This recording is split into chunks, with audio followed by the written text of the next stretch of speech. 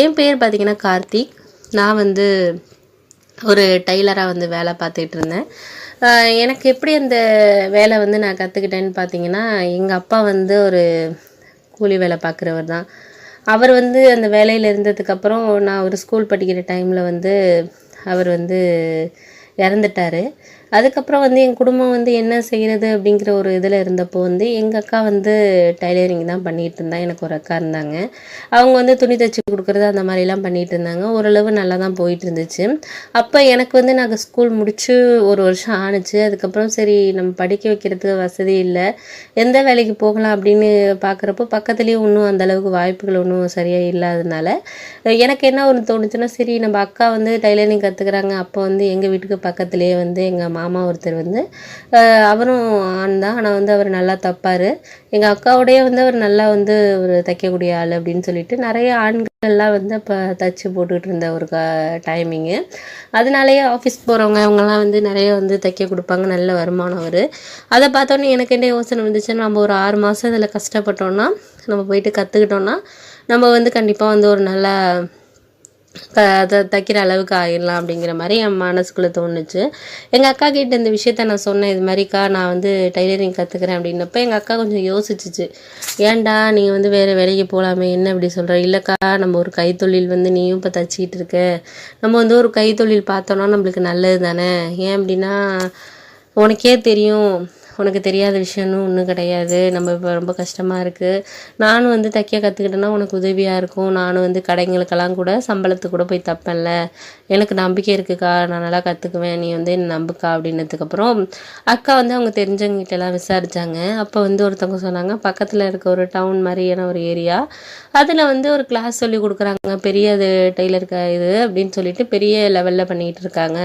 ஆனால் மாதத்துக்கு எவ்வளோ ஃபீஸ் கட்டணும் அப்படிங்கிற மாதிரி தெரிஞ்சவங்க சொன்னாங்க. ஆனால் நல்லா கற்றுக்கிட்டலாம், 3 மாதத்துக்குள்ளேயே நல்லா கற்றுக்கலாம் அப்படிங்கிற மாதிரி அக்காவோட ஒரு தெரிஞ்சவங்க சொன்னதுக்கப்புறம் அக்காவுக்கு ஒரு யோசனை வந்துச்சு. சரி அப்படின்னு சொல்லிட்டு அப்புறம் அக்கா கிட்ட அந்த டைமிங்கில் வந்து சீட்டு போட்டு பணம் வந்து கொஞ்சம் இருந்துச்சு.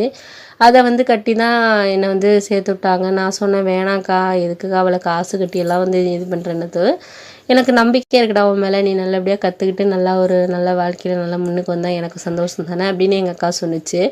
அதனாலேயே சரின்ட்டு நான் வந்து அந்த அக்கா சொன்ன மாதிரி அந்த டவுனில் போயிட்டு என்னை சேர்த்து விட்டாங்க.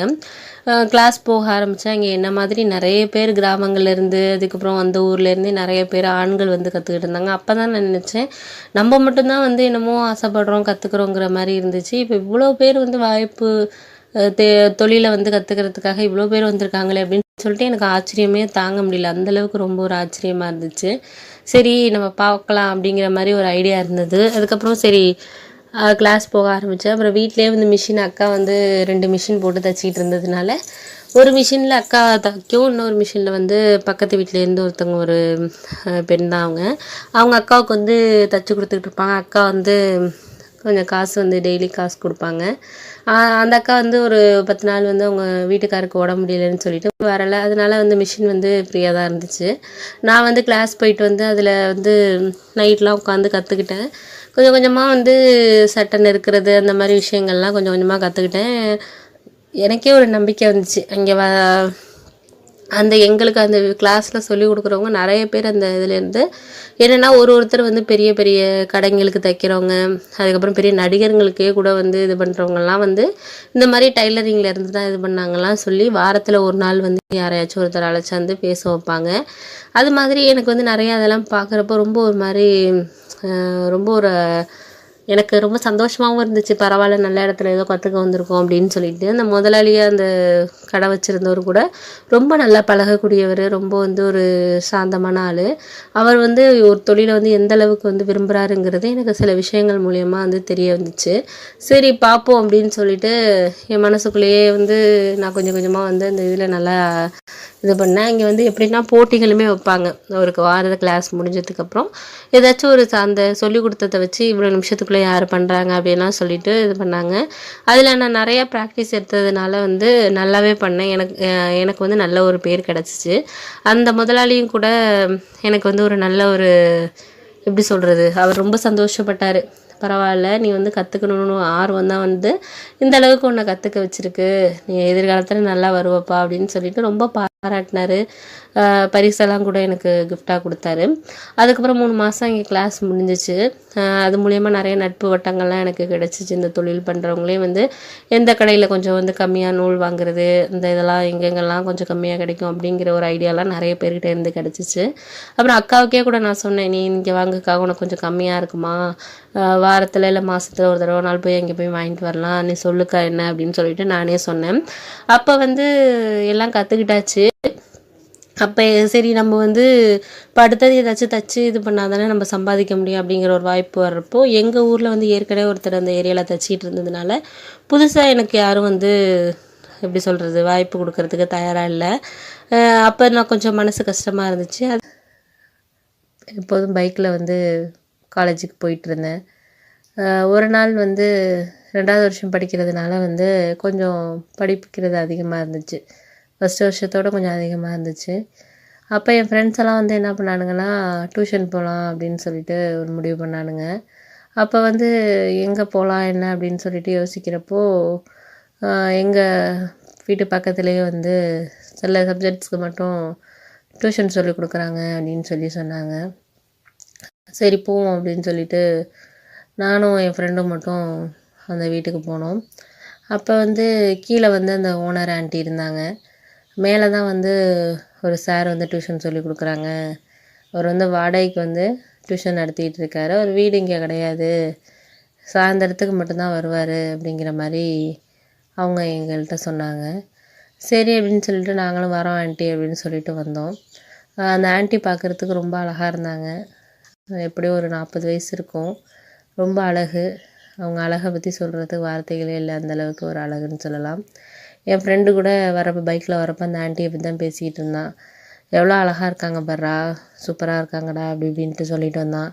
நம்ம இங்கே டியூஷன் வந்தால் அவங்கள சைட் அடிக்கலாம்டா அப்படி இப்படின்னு சொல்லிட்டு வந்தான். நான் கூட சொன்னேன், ஏன்டா உனக்கு ஒரு வேலையே இல்லையடா, ஏன்னா நம்மளும் அதே மாதிரி சொன்னோன்னா நம்மளும் ரொம்ப ஒரு மாதிரி நினச்சிருவான்னு சொல்லிட்டு, அதெல்லாம் ஒன்றும் வேண்டாம்டா, எனக்கு என்னமோ இங்கே செட் ஆகணும் நமக்குன்னு தோணலை அப்படின்னதுக்கு, ஆமாம் போடா, உனக்கு எப்போ பார்த்தாலும் இதே மாதிரியே சொல்லு, கண்டிப்பாக இந்த டியூஷன் நம்மளுக்கு செட் ஆகும் அப்படின்னு சொல்லிட்டு மறுநாள் வந்து நானும் அந்த டைமுக்கு அவங்க சொன்ன டைமுக்கு வந்தோம். அவர் வந்து இன்னும் ஒரு 1/2 hour வருவார், வெயிட் பண்ணுறீங்களா என் வீட்டில் அப்படின்னாங்க. சரி வெயிட் பண்ணுறோம் ஆண்டி அப்படின்னு சொல்லிட்டு உட்காந்துருந்தோம். அப்போ அவங்க சும்மா வந்து நார்மலாக என்கிட்ட பேசிகிட்டு இருந்தாங்க. எங்கள்கிட்ட எந்த காலேஜு, என்ன படிக்கிறீங்க என்னன்னு சொல்லி கேட்டுட்டு இருந்தாங்க. அப்போ வந்து நாங்களும் எங்கள் வீட்டில் உள்ள விஷயங்கள் எல்லாமே வந்து சொன்னோம் அவங்கக்கிட்ட. அப்புறம் அவங்கள பற்றி கேட்டோம். இது மாதிரி ஹஸ்பண்ட் வந்து வெளியூரில் வேலை பார்க்குறாருப்பா, மாதத்தில் ஒரு வாரம் அந்த மாதிரி வருவார் லீவில். ஒரு பையன் இருக்கான், அவன் வந்து 10th படிச்சுட்டு இருக்கான்ப்பா அப்படின்னாங்க. நீங்கள் எந்த ஊர் என்னன்னு கேட்டதுக்கு, நாங்களும் வெளியூர் தான்ப்பா, நான் இங்கே வீடு வாங்கிட்டு ரொம்ப வருஷமாக இருக்கிறோம், மேலே வந்து சும்மா தானே இருக்குது அப்படின்னு சொல்லிட்டு வாடகைக்கு விட்டுருக்கோம்ப்பா அப்படின்னாங்க.